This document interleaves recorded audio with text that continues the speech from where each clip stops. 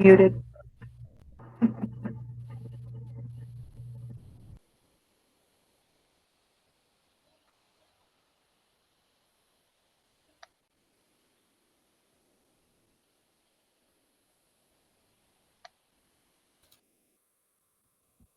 Hello. Hello. Hi, welcome. Sorry about that. My name is Kiana Oates, and I am WiCyS Program Manager.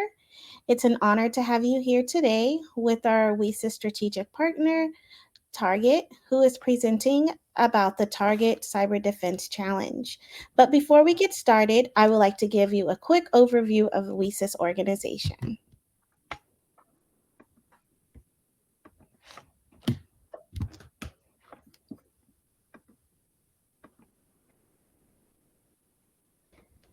We often go by our acronym WiCyS, as in WiCyS. Because that is exactly what we are, a global cyber sisterhood. WiCyS is a 501c3 nonprofit organization with the mission to recruit, retain, and advance women in cybersecurity. Our community is made up of over 9,000 members in over 90 countries, and we have 70 professional affiliates and 260 plus student chapters. We often We offer a variety of initiatives and skill development training programs, scholarships, our annual conference, leadership series, job board, speakers bureau, mentor mentee program, professional affiliates, student chapters, and so much more. We owe all of our wonderful initiatives to all of our strategic partners who fund us year round. Target is also one of our strategic partners, and we wouldn't be able to do what we do without them.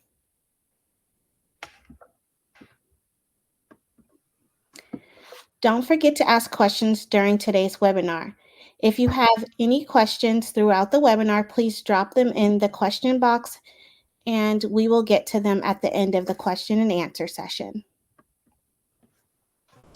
And if you haven't done so already, be sure to subscribe to the WiCyS newsletter to stay up to date on upcoming WiCyS events and programs. You can find them at wicys.org at the right-hand corner of your screen. With that being said, I will turn over this presentation now to Shelby from Target, who will introduce herself and kick off today's presentation. Hey, thank you so much. Give me 2 seconds to get the screen share up. All right, can folks see that all right? All right. Well, good afternoon and happy Tuesday, everyone. My name is Sydney and I am a director here on Target's cyber defense team, and I am ecstatic to be here today to kick off our third ever WiCyS Cyber Challenge. First, full disclosure, this is my first year working on the challenge, but I fortunately have Kelsey, Kurt, and Ryan here with me, who are grizzled challenge veterans. So today we're going to be giving you all a high-level overview of the challenge and what to expect, hopefully answer any questions you have, and hopefully convince you to sign up and register. So for those of you who are joining us for the first time this year, I do want to start with just some quick context. So about 3 years ago, Target sat down with WiCyS to just ask the question, how can we contribute meaningfully to the community and use our team and resources in a way that really makes a difference? And we landed on pulling together a challenge that focuses on imparting skills and knowledge that real cybersecurity professionals use on a day-to-day basis, and that are hyper relevant to the current threat landscape today.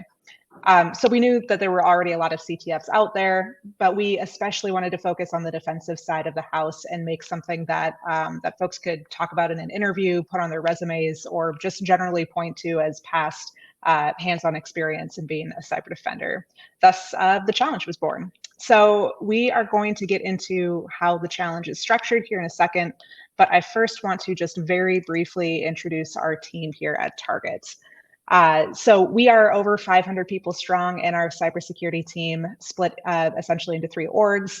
At a high level, we have a cyber risk team. They're on the right side of the screen, focused on making sure that the business is operating securely. So that will include teams like SOX and PCI compliance and security training and awareness.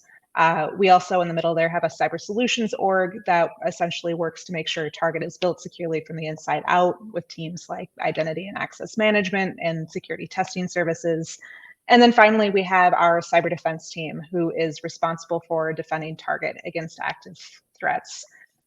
So we are very fortunate this year to have challenge builders and volunteers from all three of these spaces contributing their unique knowledge to the challenges. But with the majority of our volunteers coming from our Cyber Fusion Center, I do want to give just a brief call out to kind of our main defensive function at Target as well. So Kelsey, Kurt, Ryan, and I all work out of our Intel-driven Fusion Center, which puts a massive emphasis on collaboration when it comes to defending our environment against threats. During active incidents, we have folks that write our detection right alongside our incident responders, right alongside our Intel analysts, reverse engineers, insider threat analysts, case handlers, et cetera, all working together to drive towards containment and do continuous improvements along the way. This is probably why we love doing this challenge so much. The folks in the Fusion Center and all of cybersecurity love what we do, and we're very passionate about working with others while doing it, which definitely translates well into building and supporting the challenge. So similar to our Fusion Center operations, this challenge started with threat intelligence. We are always focused on making these challenges relevant to the threats that we see today. So our cyber threat intel team's principal analyst, Kelsey Helms, was the very first person we talked to when deciding what to do for this year. So I'm going to pass it to Kelsey, who is going to give a brief overview of her team, and then we're going to get into some of the intel that was kind of the starting point for this challenge before diving into the challenge itself. Yeah, thanks, Sydney. So hi, everyone. As Sydney said, I'm Kelsey. I work on the cyber threat intelligence team.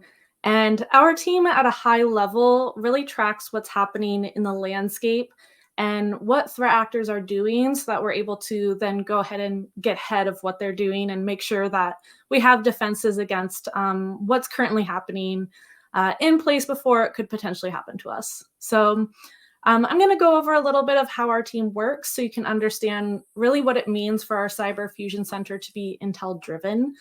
So this slide here shows our main missions and responsibilities. And these are what really drive our analysts' daily work. So first, it's really important that we have that insight into the threat landscape. And not only that, but that we prioritize all the different types of cyber threats that exist. So this is so that we're able to drive the direction of a lot of the actions that are taken by our cyber defense team. And not really have everyone, in reaction mode to whatever the latest, trending vulnerability or incident that might not actually end up affecting or impacting us anyways. And that leads to the second bullet point, where our focus is on threats specifically to e-commerce, payment, and retail industries.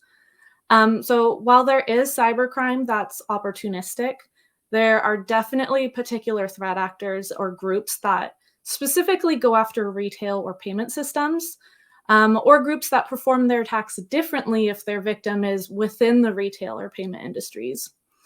And then we use this focus along with our prioritization of how skilled a threat actor is to drive our collection and analysis. And so you can see all the ways that we go about this at the bottom of this slide, such as looking at the landscape, the prioritization, threat actor tracking, looking at attack trends, doing strategic briefs to leadership, supporting the rest of cybersecurity and the business as well, and also any of our external partnerships with other retail and payment organizations. So we do really care very deeply about sharing with the wider intelligence and cybersecurity community. So we do that through a lot of various info sharing groups, and it's also one of the reasons that we get so inspired to partner with organizations like WiCyS as well. Okay, there you go. So yeah, what does this look like with a practical example, right? So a couple of years ago, we started tracking a threat actor group that we initially picked up through their use of commodity malware that we track through our malware tracking. So commodity malware is really just malware that's sold in dark web forums or other avenues, but it means that its use isn't necessarily attributable to a singular group. And over time, we saw that they began to partner with ransomware groups specifically some of the really more capable and prominent ransomware groups that are active in the landscape. And we saw this through our ransomware tracking, where we analyze a lot of the different collaborations between these different groups and individuals that are participating in the ransomware ecosystem. And then from there, we saw this group really start to build their social engineering skills. And they became really skilled at performing intrusions through various social engineering methods that they were kind of pioneering a little bit. And one of the ways that we noticed this tactic was through domain tracking that we do, and noticing some different patterns with the infrastructure that they were registering. And then this group also began learning about identity management and how to use some identity and access management providers to their advantage. So we're able to get ahead of some of these tactics through our relationships with our vendors and our partnership with them on impacts. So all of this really led to our team having a good understanding and a pretty good picture of how this particular group operated. So we really understood this particular threat actor group, their victims, and how they tend to perform their attacks. So we were pretty well informed by the time that they performed some of their more publicized attacks, which was the summer of last year. And Sydney, I'm not sure if we're going to be able to play this video here. We're going to try it. I think you said that there's subtitles here. We'll put on. I think so.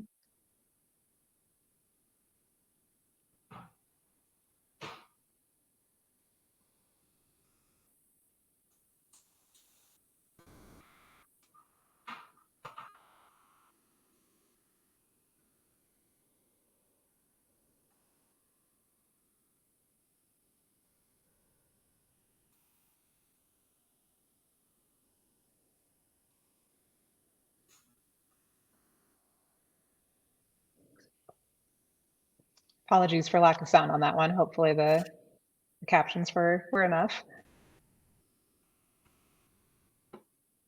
To give a quick summary of what was in that clip, there's plenty of news clips that you can find about this incident from last year. But essentially, this group, which ends up getting named in those news clips, called Scattered Spider, ended up attacking some casinos where slot machines were down, guests couldn't use their room keys, they couldn't cash out. It was a very big disruption to these very large organizations, and it was a very highly publicized attack. So with that, I'll go ahead and hand it over to Ryan and Kurt to talk about what our challenges this year. Hey, I'm Ryan Bory. I'm one of the reverse engineers on the cyber threat intelligence team.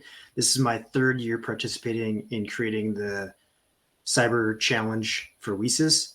And this year we decided to go with a casino theme, as you can tell by the screen here. But we've also changed it a little bit. So in the past, we've always done a defensive competition. So this year we're adding in an attacker scenario as well. So you'll be able to both do defense and offensive. If you can go to the next screen.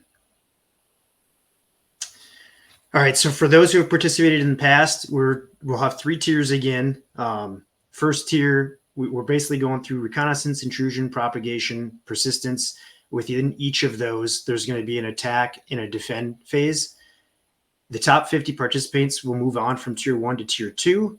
And for tier 2, there's going to be basically new threat actors are going to take over. They're going to acquire some targets and compromise some systems, and then get their action objectives completed.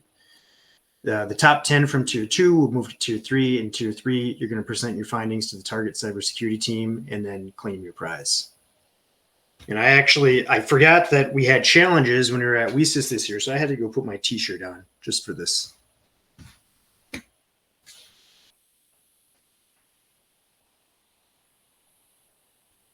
Next slide.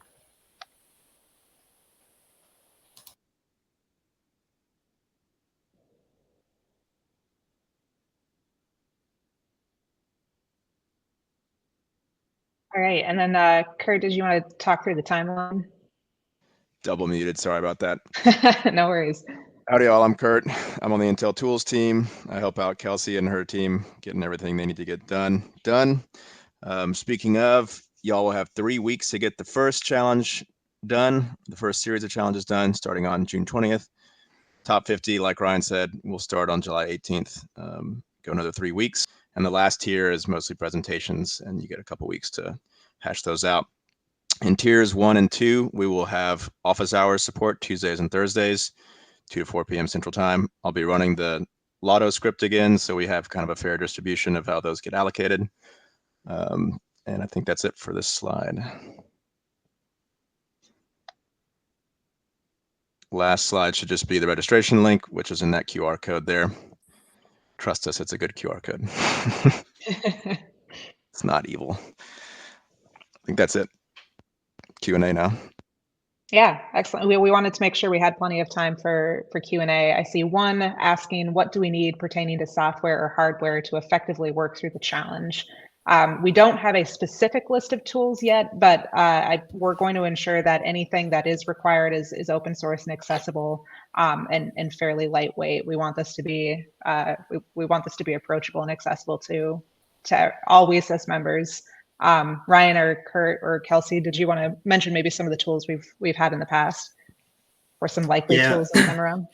So in the past, we've attempted to use virtual machines, and we've run into issues with various Macs with the M1 chip. So we're trying to stay away from that. So most of the tools you should be able to use either from the web, or it would be like a Python library that you might have to install. So CyberChef is a tool that we'll use probably quite a bit, or that you'll be able to use for it. We've used Try It Online, which is a website that will allow you to put in different types of scripts and code, and it kind of emulates it. And then we've also used some compiler. I think it's called Godbolt, I believe, in the past, where you can compile like C source code and emulate it from the web. But the big thing is we're going to try to avoid using any sort of VMs just to make it easier for participants. Perfect. I don't know if you have anything to add, but nope, you covered pretty much everything. Yeah, like you said, all the tools that will be quote unquote required. There's nothing truly required. You should be able to do anything with any tool you want, but everything that we've designed the challenges around will be cross-platform, Windows, Mac, Linux. So it shouldn't be an issue there. Awesome. All right. Do we need to set up a home lab environment for this? No. We'll have everything. We'll be using the CTFD platform for Tier 1. No lab environment required. Will you allow it from Mac? Yes, it should be accessible from Mac, Windows, or Linux. Will it be a Slack channel? Yes, we'll have a Slack channel similar to last year for collaboration and for help. Is there a leadership board we can track progress of the competition? I'll pass that one to Kurt and Ryan. There is, and there is some debate about whether or not to have it publicized. One thing I will say, and we'll make this more clear at the kickoff, if everybody uses non-identifiable like nicknames on there, then there shouldn't be an issue with us making it public. And then you can see where you're at across the scores without anybody worrying about their name being tied to it for whatever reason. So I think, yes, we can probably manage it. Okay, great. Is there a specific knowledge base participants should have to enter the challenge? I don't think so. I mean, general cybersecurity knowledge is going to be helpful, but we do intend, at least for some number of the challenges, to be completely open to beginners. A big part of how we structure this and how we build this is to teach at the same time as challenging to grow your skill set. So we do design this first tier to be accessible to all experience levels. Would individuals work in various teams or cohorts? Ryan and Kurt and Kelsey, I'll let you speak to this a bit more in depth, but you will be competing as an individual, though we encourage collaboration as long as it's not cheating. We definitely encourage, participants to kind of give each other hints, I would say, in the Slack channel. I think that, we've seen in the past some of the best ways that participants have learned is through trying to help others, but we're not wanting anyone to share specific answers with anyone else, or especially not in the Slack channels as well. That's really only going to hinder you because you are competing as an individual against each other. But that there's kind of that learning component when you end up teaching others as well. So we definitely encourage that general, hints and guidance. Let's put it that way. Yeah, our approach with the challenges is we want everybody to learn something. So what that means is not giving out a specific answer, but if somebody's stuck, ask enough questions to figure out maybe what they're stuck on, and then provide some sort of guidance. I mean, sometimes it could be something vague like, have you tried this tool? Maybe they just need a hint at what they could try, but just don't give out specific answers like, oh, go do this, stuff like that. Yeah, and I'll piggyback on that just to say that if the trend continues from last year, everybody did a great job of kind of towing that line of not giving out answers, but also helping each other out, giving hints and nudges. That was the watchword. It was nudge. I see a couple more questions around, is this designed for all skill levels? Do you need prior cyber IT experience? Like I mentioned, this will be approachable to all experience levels.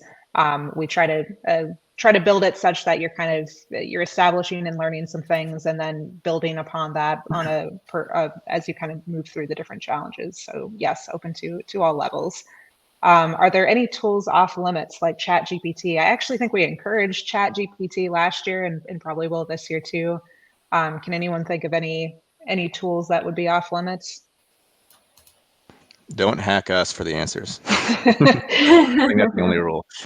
We do encourage your best social engineering skills, though. Yeah.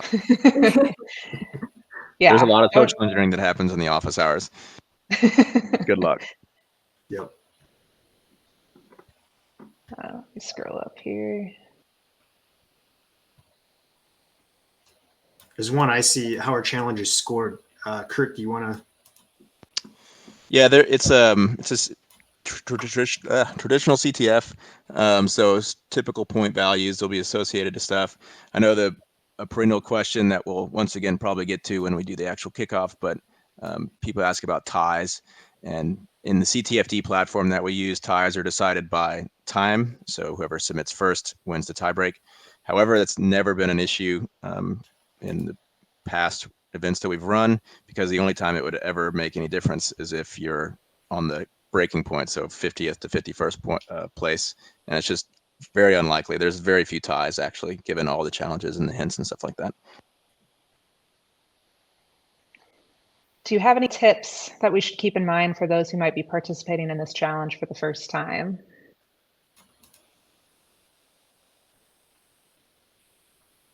Come into the office hours. Yeah, if you're stuck, utilize office hours if you can. Don't be afraid to try different tools. And I mean, from my experience, lots of failures lead to a success. So don't be afraid to fail, because you probably end up succeeding afterwards. I would also say to be active in the Slack that we set up, the Slack workspace.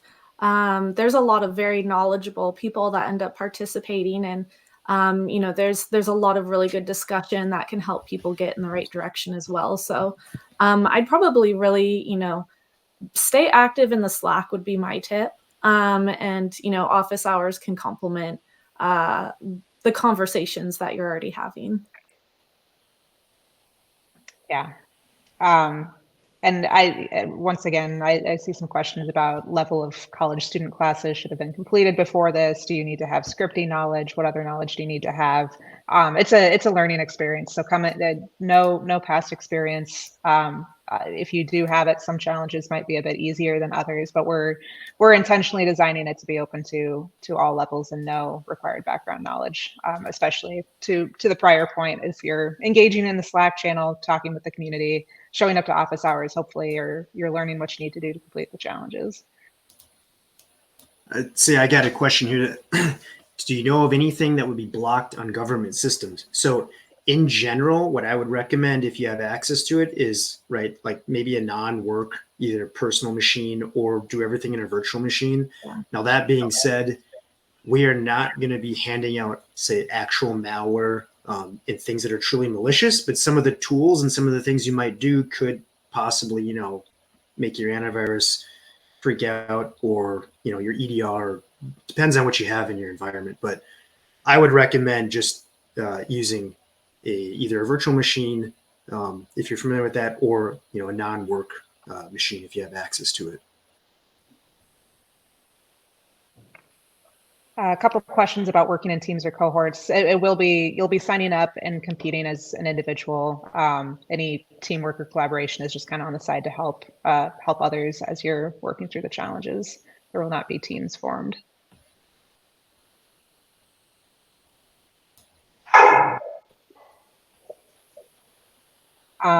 There's some questions around who moves on to the next stages. I think Kurt, we talked a little bit about the scoring, and it will just the Kurt's walkthrough of how we score will be how we get to the top 50 and then the top 10. Yep, it's the top 50 from the first tier to go to the second, top 10 from second to third. And don't hold me to this, but last year we released the challenges afterwards. And so that way, if you missed out, you can still do it afterwards. So ideally, we're going to shoot for that again to release the challenges. I see one here. We might have to address. So it says the registration confirmation email says the kickoff webinar is Thursday, June 15th, but June 15th is Saturday. So I'm not sure if that might have to be updated for the date. Oh, yes. You address that. It's on the website. Oh, yeah. Okay, And I updated it on the email as well. perfect. Thanks.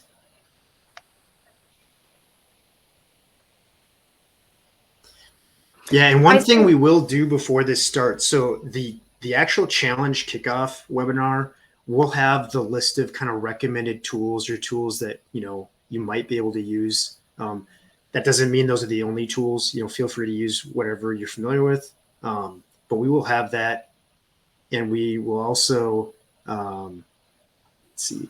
Please, could you share any suitable training learning links? We tend to usually create some links too for some references that can maybe help. Now, it's not going to give you, specific answers to the challenges, but it'll give you a general, I guess, idea of what that challenge might be about and give you some background on it. So yes, we do try to do that.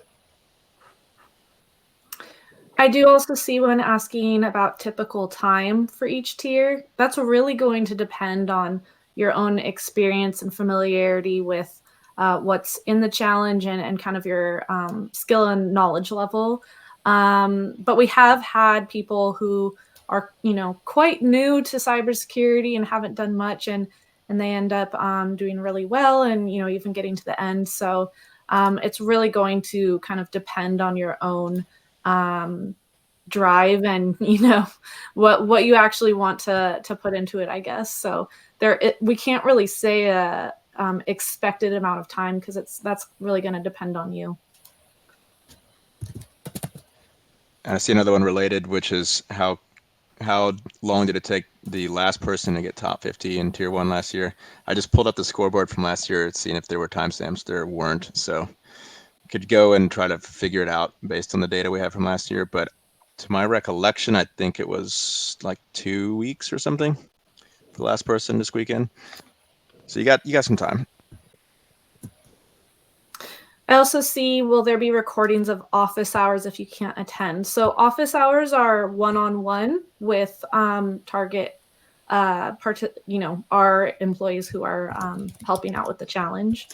So that is not going to be recorded. That's on an individual basis. It's whoever is able to sign up for those office hours. And Kurt, I don't know if you want to explain the lotto system a bit more.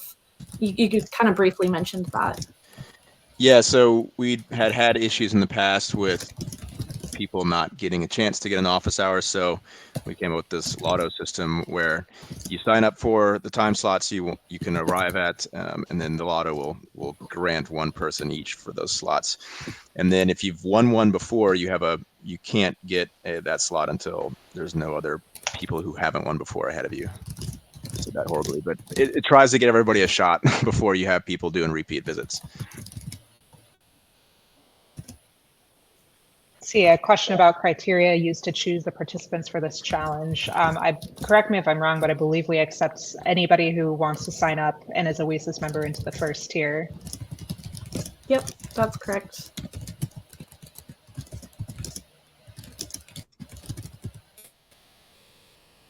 As a reminder, the office hours will be Tuesdays and Thursdays from 2 to 4 p.m.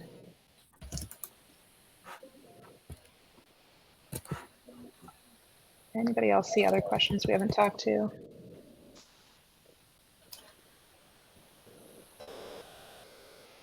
Sydney, are the office hours Eastern Standard Time or Central Time Zone? The 2 to Central 4? Time.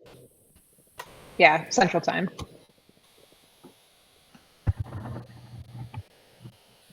Somebody is also asking if they need to have a camera. Do they have to be able to be on camera for anything? No. No. I believe for top 10 presenting their work to the target team at the end, you can be on camera, but it is not required. How many participants will go on to tier 1 after the application deadline is closed? All of them. We'll accept. We should accept everybody that signs up for it. We're trying to be intentional and having the challenges very scalable for that reason. We mentioned the fee, right?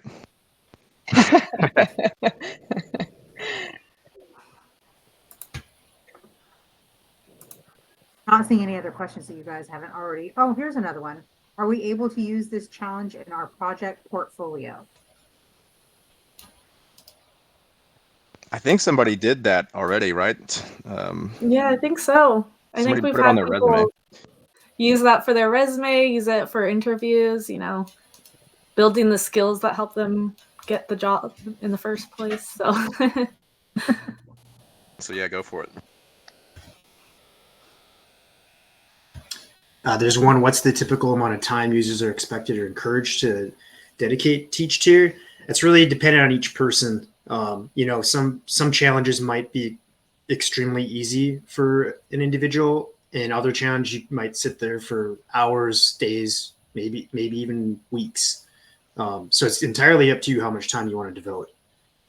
I know people have busy schedules, so you know, do what you can. I know in the past when I've participated in CTFs, I would spend way too much time up late at night working on it because that was the only quiet time I could find, but that was just me. Sydney, there's a couple of questions in here about how do you guys decide who moves on to the next tier? Yeah, so in tier 1, it'll be scored. You'll get points for getting questions correct. Tie breaks go down to who was able to submit answers the quickest. The top 50 folks with the most amount of points will move on to tier 2. And then likewise, top 10 from tier 2 will move on to tier 3. Yeah, and I think I made an assumption that everybody knows what a CTF is, but if you're not familiar with that concept, it's like a Jeopardy board where challenges are listed and they have various point values, and you can pick and choose which ones you want to do, and that's how we get our scoring done. Yeah.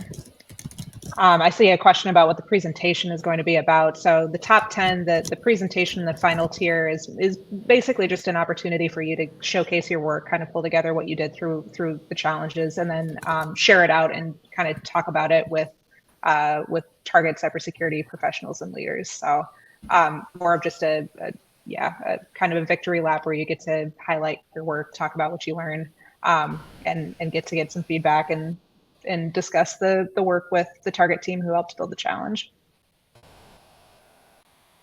Sydney, I'm hearing from most folks who've been involved in that that's their favorite part, is listening to all the presentations and how what people have learned and how life-changing the whole training program is.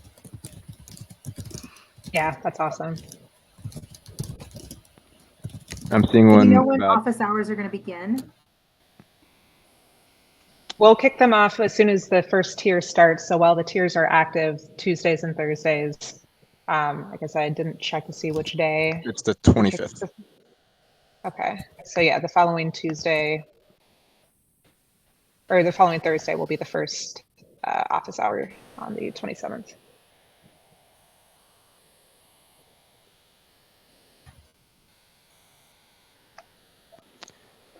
I can answer some questions in here about the platform. So point accuracy system, I'm not sure exactly what you mean by that, but I think it may be about losing points for incorrect answers. And no, that's not in the platform that we use. So we just give you credit if you get it right. And there is no losing points for incorrect answers. And as of right now, there's no limits on the number of times you can submit, but we're making the challenges so that it's not feasible to try to brute force. So I wouldn't advise that as a strategy. Yeah. Also worth noting, all of this information, the schedule, when the office hours are, all of that is on the website that was sent out in the link in the announcements for this. So that page should have all of the information we shared in this presentation.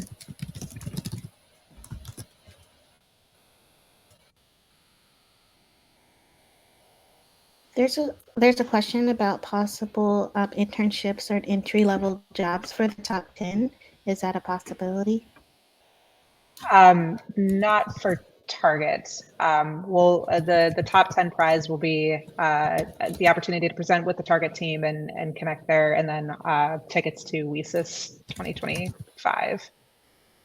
That said, I do know, talking with some of the challenge winners from last year and other participants, that this has come in handy during interviews to talk about as past experience for sure.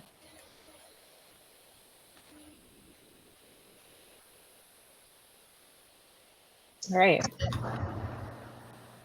Any other questions that we missed? I'm not seeing anything else that you haven't addressed yet. I saw one thing just about the write-ups. That's a good idea to be maintaining a write-up as you work. It helps you keep your thoughts in line. So I'd suggest definitely doing that if that's good for your workflow. As far as tips for doing that, I would just say make sure you keep your current state whenever you're in a challenge, because if you put it down for a while and come back a few days later, it'll be nice to remember where you were at. And if you want some examples there, if you go Google WiCyS Target Challenge write-up, you can find some examples of previous participants writing them up. They got some good ones. Yeah, the other thing I'll add to that is if you do take the time to do the write-ups, I mean, that's something you can add to your portfolio, so to speak, to actually show, what your kind of end product was for a particular challenge, maybe one that you did really well on. And also, if you get to the top 10, it'll help you with your presentation as well. You won't have to go back and try to remember what it was that you were doing in tier 1, a month ago.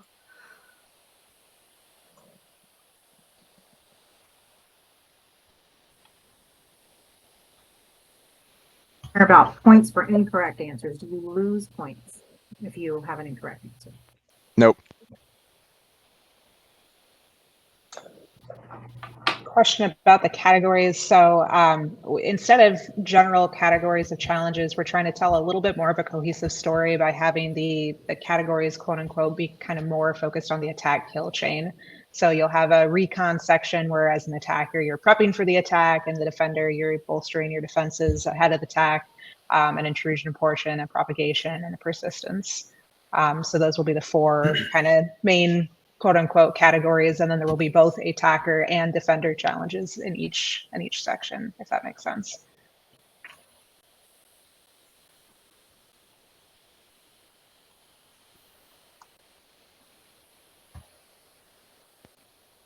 I see another question. How do we sign up for office hours? It'll be in Slack. It's a Slack bot.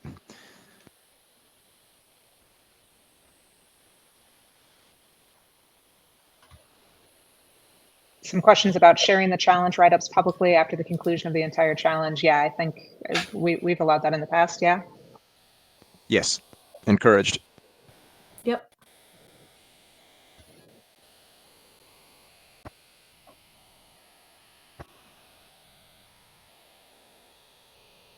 Yes, you will get more points if you do both the defense and the offensive challenges. Both will be open to all.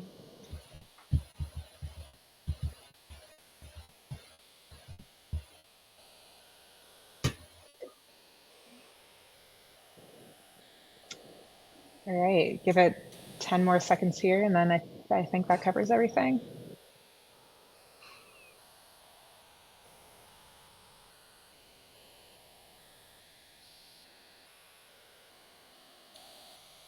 All right. All right. Well, thank you very much. I want to thank the Target team for being here today with us on this call. This recording will be available after for you to view. And if you have any questions, please reach out to us. And I also put in the announcement, the webpage where you can view the application and the timeline. Thank you for coming and have a great day, everyone.